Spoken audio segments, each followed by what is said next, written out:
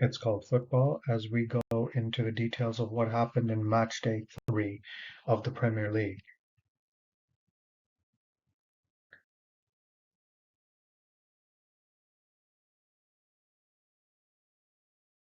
Just as a reminder for any of you that either forgot the fixtures from Friday and the early fixtures from Saturday, or uh, just don't remember what happened in the games or weren't able to catch them, whatever happened, we know life gets in the way. These are some of the fixtures that we saw on match day 3, including Friday's game between Chelsea and Luton, and then facing off. We saw Bournemouth versus Tottenham, Arsenal against Fulham, Brentford and Palace, Everton facing off against Wolves. And these were some of the results that we saw from those games. Chelsea and Tottenham went through quite comfortable victories. Brentford and Palace, nothing to separate them by the end. Arsenal, surprisingly, due to a couple of lapses in concentration, gifted away goals to Fulham, one very early in the match and one right at the end of the match. So although Arsenal did dominate possession for a lot of the game, they ended up dropping points, very needless dropping of points, and slipped as they drew at home to Fulham, a result that they will be disappointed by, but Fulham will be thrilled by. And Everton, in an early relegation battle, came out the worse as Wolves walked away with all 3 points thanks to a single goal. Our other fixtures on match day 3 saw Manchester United face off against Nottingham Forest, Brighton host West Ham, Burnley and Villa on Sunday, Sheffield United against Manchester City, and then the big game, which did not disappoint, Newcastle versus Liverpool. And although the scorelines may not suggest too much drama that went on in these games, any of you that happen to be able to watch the games themselves know that there was a lot of excitement that went on in most of these games, if not all of them. Manchester United actually fell 2 behind to Nottingham Forest within the first 4 minutes of the match. The good thing for them was that they had lots and lots of time to come back and eventually ended up winning. Brighton, in one of the surprises of the weekend, actually lost at home to West Ham United. Now, West Ham have started well this season, but Brighton have absolutely stormed the opening couple of weeks, and it was expected that they would probably win the game here as well.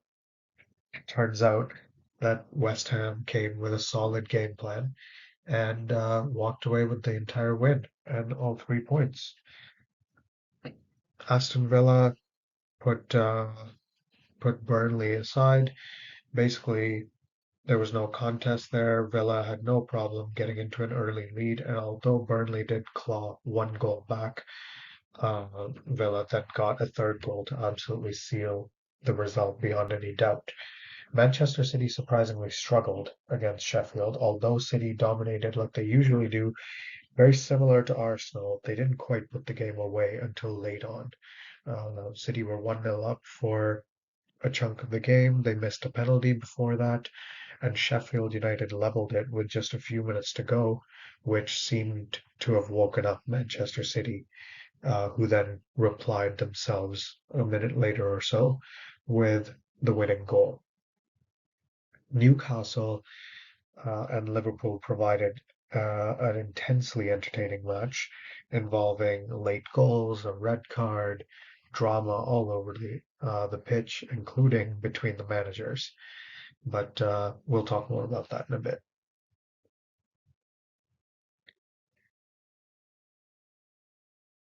So, as the table stands right now, Manchester City are now the only team in the Premier League with a perfect record, 3 wins out of 3. However, their spotless record in terms of conceding goals has now gone, having let in 1 to Sheffield United. They sit at the top with a points gap now on the next 4 teams. West Ham, Tottenham, Liverpool, and Arsenal all on 7 points. Brighton on 6, along with Aston Villa and Manchester United. Chelsea, for the first time in a while, have a look at the top half of the table. They haven't been there in quite a while now, and this is welcome viewing for Chelsea fans, and they'll be hoping they'll be making their way back up the table in the coming weeks and then solidifying their spot there. Brentford doing well to stay up there at the moment as well. You would expect that they will continue to fight for a top half spot. Crystal Palace have not moved positions with their draw at Brentford, staying in 11th place. There's a lot of movement around them, however. Fulham have gone up with their point earned at Arsenal. Newcastle's defeat, Nottingham Forest defeat bring them down. Wolves' big win takes them out of the relegation spots and into 15th for now. And Bournemouth sit at 1 point with their defeat at home to Tottenham, which leaves us with 4 teams still without any points on the board. And unfortunately, all 3 teams that came up and were promoted from the championship are in these bottom 4. Uh, Luton and Burnley obviously have played a match less, so maybe one of them will move out of this area by the time they play that rescheduled match. But Sheffield United will be starting to worry that they haven't picked up any results, although they have played a tough opponent just now in Manchester City. Everton will be the most worried of all, however, with 3 defeats out of 3 games and still no goals scored, let alone any points earned.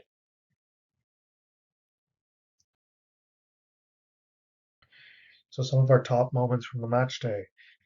To start off with, Everton. In case any of you watched last week's recap, you'll notice exact same picture used because the situation hasn't really changed for Everton. Sorry about that.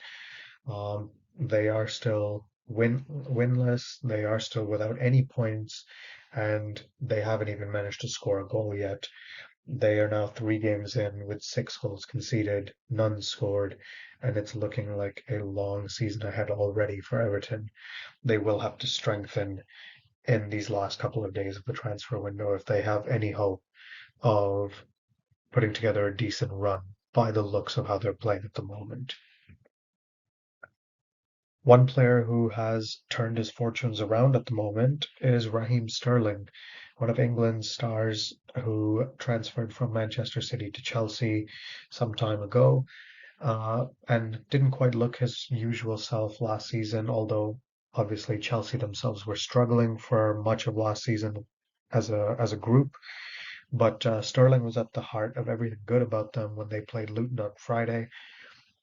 He scored 2 of the goals and set up the third one, playing a direct hand in all 3 goals. And if Chelsea can keep him in that sort of form, then they are going to be a dangerous side going forward. West Ham, a surprise team perhaps to see near the top of the table, made a very smart signing in bringing another English talent, James Ward-Prowse, a legend of Southampton who were relegated last season. And they brought him back into the Premier League, and he has started delivering already. He played a role in West Ham beating Chelsea last week and was also crucial in their win against Brighton this time around. So it remains to be seen how he continues going forward, but it's a very, very strong start for him, and he could well be West Ham's new English talisman after they lost Declan Rice this summer. Arsenal and Fulham both might actually have reasons to feel disappointed at the result.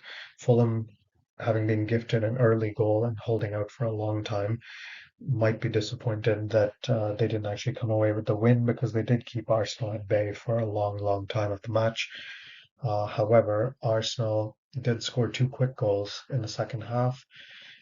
And then, even though Fulham got a red card after that, Arsenal simply lost concentration in the last couple of minutes and gave away a cheap equalizer. So they will absolutely be kicking themselves at not being level with Manchester City on 9 points at this point in the season. It's early days, and any team that's hoping to challenge City for the title cannot afford to be dropping many points in avoidable situations like this.